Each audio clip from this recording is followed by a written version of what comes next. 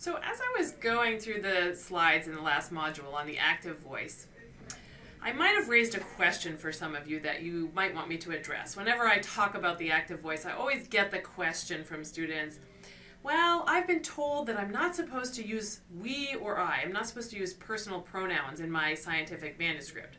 And of course, to use the active voice, often you need to use we or I.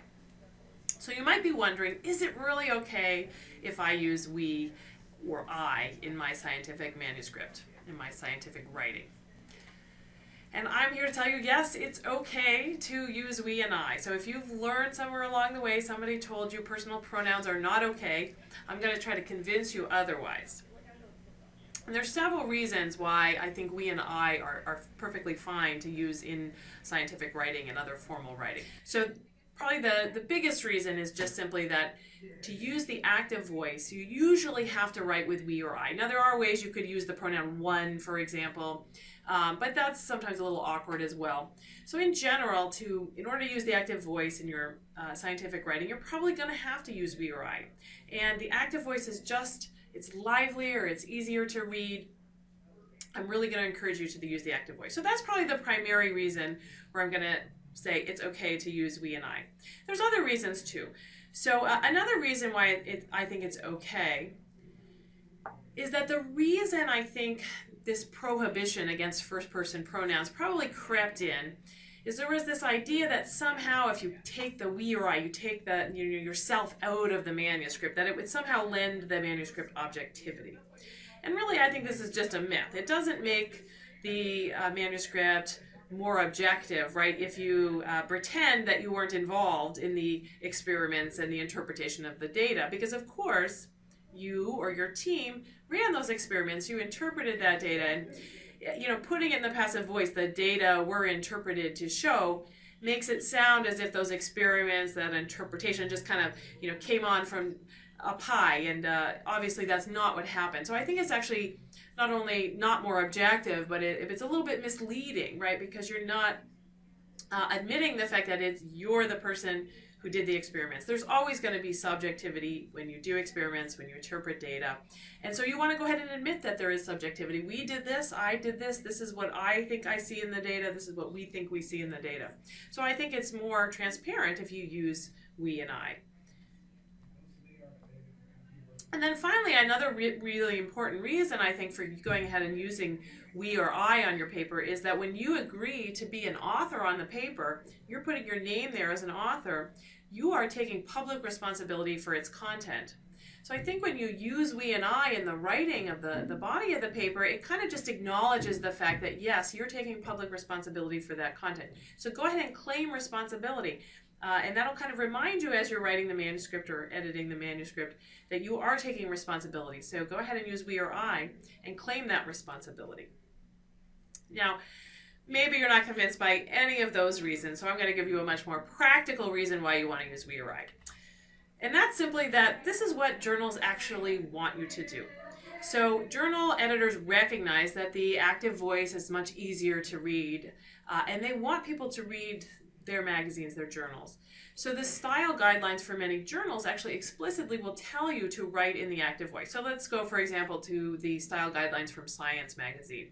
They say right there, use the active voice when suitable, particularly when necessary for correct syntax. For example, to address this possibility, we constructed a Lambda Zap library. So you can see that they're actually directly telling you to go ahead and use we or I. It's kind of fun to go to these style guidelines for some of these journals. So like if we open up the style guidelines for Science magazine, you'll notice that they point out a couple of things that we've been already talking about in this course. So when they're telling authors how they want you to write, they say things like avoid jargon, which we talked about last week. Use the active voice, use we. They tell you to write concisely, use even though rather than in spite of the fact that, exactly what we talked about last week. So editors of journals really do want you to write in this way. And then finally, I can point you to some examples of great papers that did use we and I. And so here's a great example, Watson and Crick's celebrated 1953 paper in Nature, where they give the structure for DNA. The very first sentence of that paper begins, We wish to suggest a structure for the salt of deoxyribose nucleic acid. So they start right off with the we. And this is a great paper to look at if you have a chance. I've put the link in here. This is a very famous paper, obviously because the scientific discovery is so important. But not only that, it's a very well written paper. It's in the active voice, it's lively, it's concise, it's easy to understand their take-home messages. They made the implications immediately obvious. So besides the actual fundamental discovery, the paper itself is really quite remarkable. And if you look carefully at that paper, you'll notice that they use we quite a bit. We wish to suggest, we believe, we wish to put forward. So it'd be worth your while to go ahead if you got a chance and read through that paper. It's a very short one. One last question you might have, I'm talking about the active versus the passive voice. You might be wondering now, is it ever okay for me to use the passive voice, or do I always have to use the active voice? So no, there are instances where it's perfectly fine to use the passive voice. So I'm going to encourage you for the most part to use the active voice. So when you're writing your abstract, your introduction, your results, and your discussion, I'm going to encourage you to use the active voice. However, I think there's one section where it's probably just fine and maybe even preferable to use the passive voice, which is in the method section.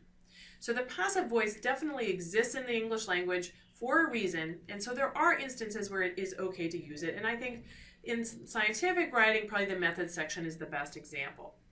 So I would tell you it's fine to use in the method section for a couple of reasons. So one reason is that in the method section, it's actually more important what was done. The action and the object of the verb is actually more important than who did it. We don't really care that you, the experimenter, did it. We know that from the fact that you're on the paper.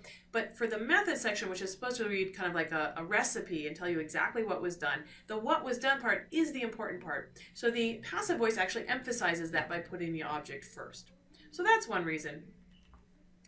A second reason is that the method section is in fact not a section that most people are expecting to be titillating prose. Most people are okay with the idea that you're not going to read the prose section word for word and paragraph for paragraph. Most readers actually just tend to skim the method section for keywords. So they're not expecting it to be the most exciting prose, and it's probably not worth your time to make that section the most lively. You can assume that your reader's not going to really sit there and read it as prose. They're going to kind of skim it. So putting it in the passive voice then isn't so bad because it doesn't have to be the best prose ever. And then finally, if you were to try to put the methods section in the active voice, and some people do, it's a little bit hard to avoid using we or I at the start of every sentence. Now you can do it, you just have to be a little bit creative. The problem is that I don't think it's quite worth all of that effort. Again, since most readers aren't reading this as prose, they're just kind of skimming it, it's probably not worth you putting all this effort to make your method section into the active voice and find creative ways to get around using we and I at the start of every sentence. You're better off investing that effort elsewhere in the manuscript. The preceding program is copyrighted by the Board of Trustees of the Leland Stanford Junior University. Please visit us at med.stanford.edu.